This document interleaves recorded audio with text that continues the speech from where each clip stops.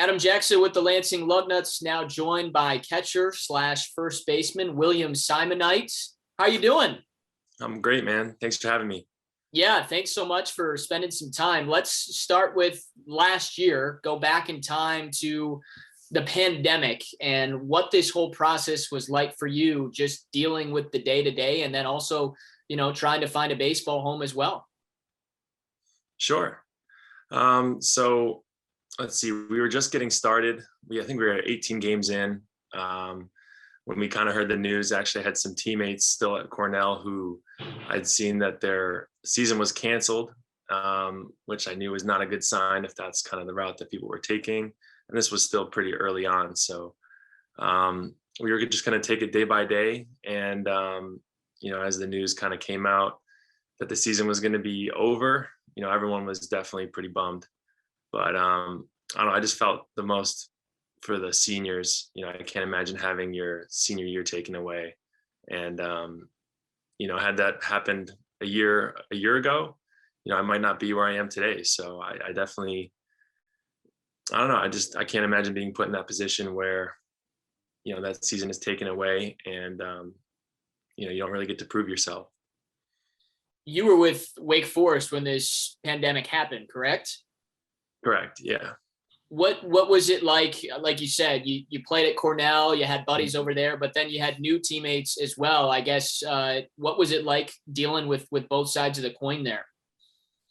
Yeah, I mean, everybody was just kind of in shock. Like, didn't really believe that that's what was happening. And again, like we were just kind of taking it day by day, like waiting to hear from people in charge, and we were just going to focus on the game in front of us.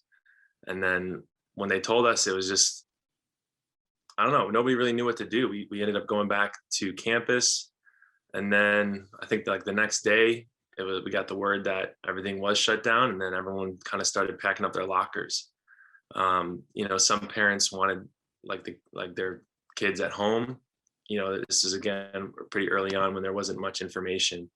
So, I didn't really even get to say goodbye to some of the guys. Like, it was just kind of a hectic situation, but we had a team meeting, and then that was kind of the end. So I did get to say goodbyes to pretty much everybody, but again, it just didn't really feel real. Like the goodbyes, normally it's at the end of a long season, and we were just getting used to, obviously we had a whole fall together, but I don't know, we were just getting in the groove, and then it was time to say bye.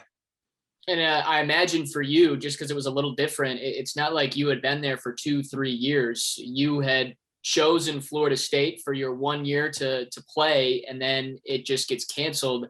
How did you deal with going through all of that when, like you said, you had already gone through the fall ball, you're getting to know these guys, and then your season's taken from you? Yeah, I mean, I don't really know what else to say. I mean, at Wake, it was just, yeah, it was a great experience. I just felt so grateful to be able to be there, and have those 18 games. I learned a lot from the coaches. I learned a lot from playing around awesome players. I felt like our culture was, we were finding the groove, and for it to be cut short like that, I don't know, we didn't really end up where we wanted to be, but we were just getting rolling, so very frustrating. Talking with the Lansing Lugnuts, William Simoneit. So you go from the season getting canceled, and then now you're looking to try and get signed or drafted that summer in a shortened draft. Take us through the process and how you ended up with the Oakland Athletics. Sure. So I'm trying to remember back kind of how it all played out, but we had heard that the draft was shortened, and then there was going to be, I think they could sign as many free agents as they wanted, but there's going to be a cap to, how they handled it. And then, so kind of leading up to the draft, I had some conversations with, a variety of scouts, and I had a great relationship with Neil Avent, and, he had seen me play at Scout Day in the fall, and he had seen me play a variety of different games. And I felt like our relationship was the strongest. He had expressed that, the A's were interested in me, and obviously no promises are made. So I was, watching the TV, watching the draft. And, that didn't work out with the 5 rounds, but then there was like a 2-day quiet period where we weren't allowed to communicate with the scouts. We weren't allowed to get any information. We just knew that at 9 a.m., 2 days later, they were going to be able to start making phone calls. So, I got up early and, they called me right at 9 a.m. and it was Neil and on the phone, and he made the offer. So it was a perfect situation. I couldn't be happier with how this turned out. This organization really invests in their players. They want to see them develop. The A's are known for their farm system. So to be here, to be around coaches that, spend a lot of time with us, are invested in making us better players all around, this really couldn't have been a better situation for me. Now let's fast forward to this last week, because you get on the plane, you come up here to Lansing, Michigan, and within a few days the season's off and running, albeit a month late. But it's great to have baseball again, I can imagine. And then you had your pro debut on Wednesday night. Take us through what that was like, and we're going to have to touch on that big swing you had as well. Sure. So camp broke, spring training broke, I think on the 28th. And I actually made the drive up here. So I had to leave after our game on the 27th. So it was a long few days. My dad actually flew out to make the drive with me, packed up my car, got in. We're trying to figure out housing on the way down here. Found the housing, was able to stay in the team hotel for a few days, practicing, making runs to Walmart in the morning, getting things that you need. A little bit of a hectic situation, but we made it work. And then, just with the games, it's a pretty surreal experience. It's so fun to be on the field again and to have fans in the stadium too. I know we were at, I think, 20% capacity or something like that, but it's just the energy. Everybody's excited to be out there. Everybody's, just in a good mood, smiles all around. We have a really good culture with the team. I think everyone truly wants each other to play well, because we've had conversations where it's like, obviously we're all competing against each other in one way or another, but you want them at their best because you want to beat them at their best, because that just makes everybody better. So it's just been super fun. Like, it's a pretty awesome experience. And then saw yesterday that I was going to be playing first base, and I don't know. It's been I guess a long time for everybody since they really got to. I guess we played in spring training, but there's just a different energy when you're on a field in the fresh uniform, and a little bit of nerves early, but I feel like I shook them quick and felt comfortable, and it just kind of worked out. So the Lugnuts had only a couple hits last night. They were both from you. You got to tip your cap to the captains. They had some really good pitching. You get the single early, and then you not only hit a home run, the second of the season in a couple of days, but you go over the 20-foot center field wall at Jackson Field. Take us through that at bat and how you were able to get that thing out in the cold weather. Okay, so I think I was leading off that inning, and good intel from my teammates. We had seen that he was throwing a bunch of sliders, a lot of off speed, and I think he threw me a bunch early, a bunch of sliders, and first pitch I think was just a little low, and I saw it pretty well, and my approach was still consistent. I was just hoping to see something firm, and I kind of saw the same pitch again, and I just had my foot down, and then I don't know, I just took a hack, man. I just tried to react and put a good swing on the ball, and it felt really good off the bat. But I knew that recently the wind's been blowing in, and you never know. I don't know the ballpark that well yet, and so I was hustling right out the box, trying to get as far as I could, and then saw it bounce over the wall, and it was pretty sweet. Do you kind of peek at the dimensions and the layout? Because you're looking, I'm assuming, at Jackson Field for the first time when you guys got here Friday or Saturday when you get to the park. Were you kind of eyeing and going, man, I wonder if I can get one out over that center field wall? Yeah, I mean, definitely there's like a learning process to get used to the field you're playing at. Um, Certainly a lot different than Wake Forest. And I don't know. I mean, it's funny, like the first day that we were out there taking BP, the wind was actually like it's swirls, I guess. Like it goes in different directions throughout the day. And our first round, it was just gusting out. So literally everything we were putting in the air was flying. So we were all like giddy, we were all like joking with each other, like, man, this is gonna be a good season. Like wind's blowing out. And then our first two games, it kind of was the opposite. But yeah, I don't know. It's just, you can't really change anything. I just, just same approach. You're just trying to hit it hard. And if you catch it out in front, good things happen. Do you have some family members or some friends hit you up after the news of the big home run? Yeah, definitely. My dad was there. My girlfriend Lucy and my cousin Jonathan was able to make the trip pretty last minute. And I think one of my dad's friends, Mr. Wiss. So it's definitely fun to see the support in the stands. And I knew a bunch of people rooting for me back home over the course of my career, a bunch of teammates, friends from high school, college. It's definitely fun to feel that support and know that I got a bunch of people that are rooting for me and want me to do well. So yeah, I'm very blessed to have a good community around me.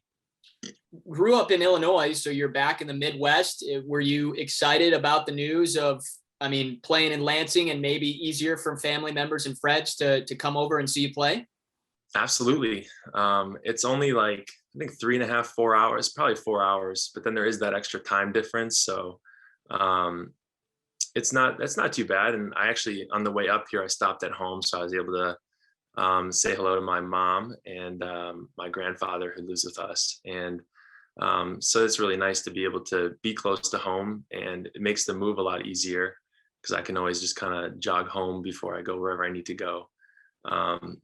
But yeah, it's definitely fun to start off, close to home, and yeah, potentially see some friends and whoever wants to come out and see the ball game. You go to Cornell and Wake Forest, which are more East Coast, but living in Illinois, had you been to Michigan? Had you been to specifically the Lansing area at all growing up ever? I don't think I've been to Lansing specifically. I've been to Michigan here and there. Definitely growing up, done, day trips, I'm sure, on the weekends. I've definitely been to, places. My dad used to take us up fishing every once in a while. So I'm familiar with Michigan a little bit. But I mean, I love it. I love it here. It's a beautiful town. And, I know the weather will pick up soon, but it's nothing I'm not used to. So. Right. You're not like some of the Southern guys. Like you got a lot of Georgia teammates, I'm sure, that are like, what? We go from Arizona and now we're in Lansing, Michigan, and it's 40-ish degrees by the end of the last pitch. Yeah, the pitchers are pretty happy. It's just interesting how, subtle differences, Arizona and the dry air, curveballs act differently when it's, a lot of moisture in the air and the ball spins a little bit more. And, pitchers are pretty happy because their curveballs look pretty good, but then their fastballs tend to slow down a little bit. So just adjustments that you get to make. And, it's just kind of part of the game. Like depending on where you are, you have to make adjustments. If, it's pouring rain, you got to find a way to hit line drives, and the wind's blowing out, maybe it's something you try to elevate. So all about adjustments. We're talking with William Simoneit of the Lansing Lugnuts. When did the beard and the long hair come into play here? That's right. Oh, okay. So going through Cornell, our coach wanted us to be clean shaven. And so that's what we did. And going through senior year, he let up a little bit, and we got to start growing it out a little bit. And I don't know, it's kind of just a part of who I am. I don't know. I just figured I'd embrace it. If I have it, why not grow it? I don't know. I don't know. I took like 5 inches off my hair before the season started. I felt like I wanted to feel a little bit more like a ball player, less like a caveman. But I don't know. I think moving forward, I will maybe just embrace it and find a way to tie it up. But um, it's just a part of who I am. And I don't know. I just want to embrace who I am and be the best person that I can be. And that's just kind of part of it, owning who you are. When you stepped into the box last night, I said, is that William Simoneit or is that Justin Turner down there? I'm imagining you've gotten a ton of comparisons or nicknames. So let's hear them. What have you received so far? So on Scout Day, Neil Avent and his buddy Billy Best were joking around, calling me the Viking. Tormund from Game of Thrones. Yeah, those are mostly the big two. Oh, a lot of the Latin guys call me Thor. It's all fun and games, and I'll take whatever I can get. So it's all fun. You're listed as a catcher with the Lugnuts, but you played first base in your debut last night. Is there a preference, either playing either of the positions? I definitely love catching the most. I've been a catcher my whole life, and then throughout my college career, we, depending on what the team needed and what the manager wanted, it was kind of best that I slid over to third base. I played a lot of third, and then first base here and there as well. If I'm hitting well and I can play multiple positions, I think it just gives a little bit more flexibility for the manager, depending on who's healthy, who's fresh. But I definitely love catching the most. I think that's where I feel the most comfortable, but I want to push myself to be the most comfortable in all three. And that comes with time. And I don't know, whatever gets me in the lineup, I just want to be able to hit, and I want to play every day. So that's the goal. So, but catching, I definitely love catching the most. I feel like that relationship with the pitcher, being able to, get in the groove, call pitches. I feel like you can make the most impact back there. Yeah, I love catching the most. What have the Athletics told you? Have they told you you might be catching first or third, or what has the direction been so far? So they signed me as a catcher, and I told them early on that I could play the corners. They know that I played a lot of third in college, and I played first at Cornell. So, I have my gloves with me at practice, and I try to take reps during BP just to shake off some of the rust. But it's whatever they want. I'm happy to go wherever they need me. And I know they signed me to catch, so that's where I spent most of my time during spring training. And that's the role that I imagine they want for me, but it worked out where I got to start at first, and I'm just as happy with that as well. Was that your first time playing first since back in your Cornell days? Yeah, I played in summer ball, but I'm trying to remember what seasons were which.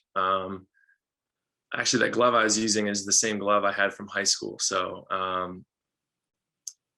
think Cornell is actually maybe the most recent time I played first, but I'll take ground balls over there. But in terms of a game, I guess it has been a little bit, but it is something that I want to be familiar with. And you just got to catch the ball. Exactly. So. That's the main goal. Well, I know you have a catcher's mitt. Since you've played so limited of first base, do you actually have a first base glove, or is it just a normal glove that you were using? No, yeah, that's my first. I have a first baseman's glove. I got a third baseman's glove, my catcher's glove. I got all three. Maybe I'll add an outfielder's mitt one day, but we'll see. We'll see what happens. All right. So we know about William, the baseball player. What do you like to do outside of baseball? Okay. So outside of baseball, let's see. I enjoy being outside. My girlfriend and I go for a lot of hikes, explore wherever we are. Got to do a lot in Arizona, got to do a lot in North Carolina. So I definitely love hiking, getting outside. Been working on having a consistent yoga practice, something that I do every day. And so it's honestly something I really enjoy, even yeah, daily practice. So that's something I like to do outside of baseball. I like to cook. I've been cooking for myself. It's a big part of my life is the food that I eat as well. And yeah, I don't know. I like staying active. I've played sports growing up my whole life, so it's kind of tricky. I don't really play as much like pickup sports nowadays, but if there's ever an opportunity to do something athletic, I enjoy it. Um, yeah, getting outside. I play a little bit of Xbox too with my brother. He's online every once in a while, and that's a fun way that we can connect, and some other friends from home. So and teammates too. I mean, we got some good teammates, so it's fun. All right, let's go back to the cooking. Give me like one or two meals that you think you're pretty good at making that you really enjoy. Oh man, I got a roast chicken. So I'll pick up like a whole chicken. I'll get like 3 a week and then make one every other day. And I'll roast that I got sweet potatoes, roasted tomatoes, broccoli, rice, or I'll just do toast, Dave's bread. I'm a big fan of Dave's bread.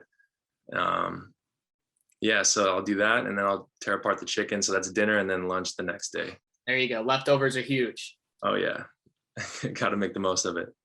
That's right. All right. So let's go back to baseball to kind of wrap up here. Give me your goals, just personally for this summer and what you're trying to accomplish.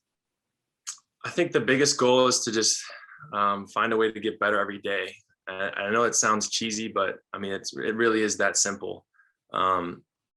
I like looking at, the team that we have, and we have a ton of good players, and